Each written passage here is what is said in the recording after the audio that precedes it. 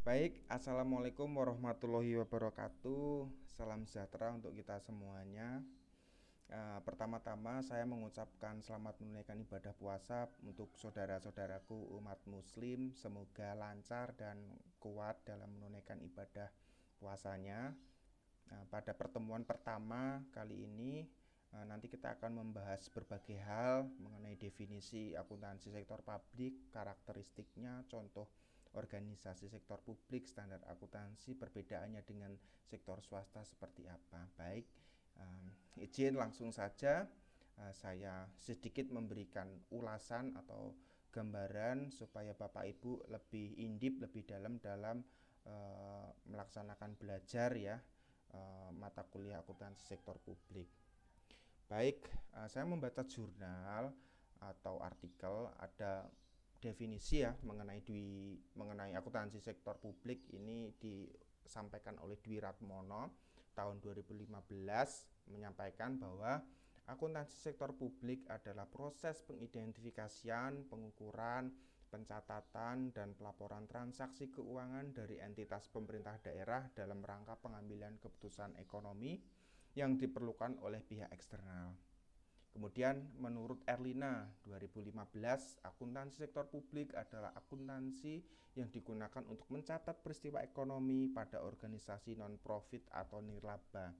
Nah, sedikit menambahkan Bapak Ibu, definisi menurut Dwi Ratmono ini sudah tidak cukup relevan ya, karena ini disebutkan entitas pemerintah daerah.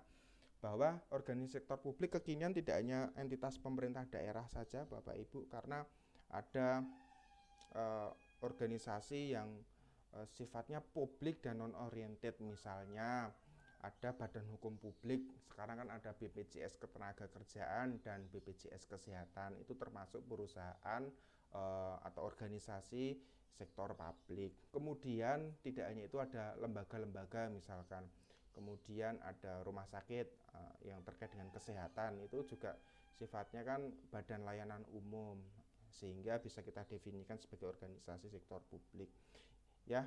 Walaupun termasuk di dalamnya adalah ada lembaga tinggi pemerintah negara dan departemen di bawah naungannya, kemudian ada lembaga pemerintah daerah, kemudian ada partai politik, yayasan, sekolah, dan sebagainya.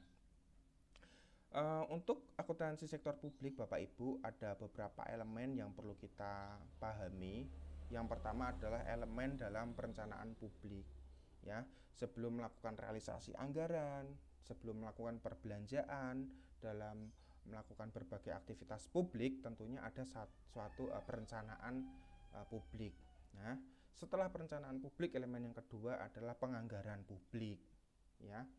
Kemudian yang ketiga ada realisasi anggaran. Di dalamnya ada pengadaan barang dan jasa dan segala macamnya. Nah, setelah adanya realisasi anggaran, proses belanja dan sebagainya, tentunya ada pelaporan keuangan ya. Setelah pelaporan keuangan ada elemen yang namanya audit sektor publik. Audit sektor publik ini dapat dilaksanakan oleh beberapa lembaga ya. Kalau di Indonesia itu kan misalnya kalau di Pemda itu kan ada namanya inspektorat ya. Kemudian kalau untuk kementerian kan ada inspektorat jenderal. Untuk internal auditor pemerintah itu ada apa namanya BPKP. Kemudian untuk auditor eksternal ada BPK, Badan Pemeriksa Keuangan, di mana pertanggungjawabannya kepada DPR. Kemudian audit sektor publik juga boleh dilakukan oleh kantor akuntan publik dengan mendapatkan penugasan khusus ya, sesuai perikatan yang dilakukan dengan organisasi sektor publik tersebut. Nah, tentunya ada sejarah ya dan perkembangan tentang akuntansi sektor publik atau organisasi sektor publik. Nah, ini saya mendapatkan sumber Bapak Ibu di tahun di 3000 sebelum Masehi sampai dengan 2000 sebelum Masehi, itu ada namanya periode Babilonia. Di sana di periode tersebut sudah ditemukan beberapa bukti bahwa ada organisasi pemerintah di zaman itu, kemudian ada pertanggungjawaban publiknya. Kemudian 1000 sebelum Masehi ya. Jadi 3000 sebelum Masehi sampai 1000 sebelum Masehi itu ada periode Mesir. Nah, itu sudah ditemukan beberapa bukti bahwa pada pemerintahan Mesir itu ada organisasi-organisasi publik dan ada seperti artefak atau bukti-bukti bentuk pertanggungjawaban publiknya. Kemudian dari 1000 sebelum Masehi sampai ke abad ke-1 itu sudah ditemukan bukti-bukti organisasi publik dan bukti-bukti pertanggungjawabannya di zaman Yunani. Jadi itu periode Yunani. Kemudian banyak ditemukan juga bukti-bukti pada periode abad ke-1 sampai ke abad ke-5 itu periode Romawi. Kemudian dari abad ke-5 sampai abad ke-13 itu ada feodalisme Eropa, artinya di zaman kerajaan Eropa sudah ditemukan organisasi-organisasi publik, bentuk-bentuk organisasi publik dan pertanggungjawaban pemerintahan pada zaman itu. Kemudian Bapak Ibu, kalau kita berbicara mengenai perbedaan akuntansi sektor publik dengan akuntansi sektor swasta, tentunya kalau di sektor publik tujuan utama adalah kesejahteraan masyarakat atau kesejahteraan rakyat atau kesejahteraan secara umum. Kemudian sifatnya adalah nirlaba atau non profit oriented, sedangkan di swasta yang paling mencolok kan adalah dia itu tujuan berbisnis ya, tujuannya adalah keuntungan. Nah, ini organisasinya ya sifatnya swasta. Nah, kemudian dari sisi keuangan tentunya kalau organisasi sektor publik ya ada keuangan negara di sana, baik itu berupa pinjaman negara atau penyertaan modal negara misalkan, atau pengumpulan dana rakyat secara publik secara banyak gitu ya. Nah, bedanya dengan sektor publik adalah pengumpulan modalnya itu kan secara individual atau hutang atau modal dari PT atau perkumpulan seperti itu. Nah, perbedaan yang paling mencolok juga adalah ada faktor variabel politik ya. Saya merasakan kalau di organisasi sektor publik tentunya ada hal-hal politik yang akan sangat berpengaruh dalam pengambilan keputusan organisasi publik maupun dalam pelaporannya. Jadi ada faktor politik atau kebijakan pemerintah di dalamnya. Kemudian kalau berbicara mengenai standar akuntansinya, dasar hukumnya untuk di swasta, kalau di swasta itu kan ada standar akuntansi keuangan ya, atau SAK.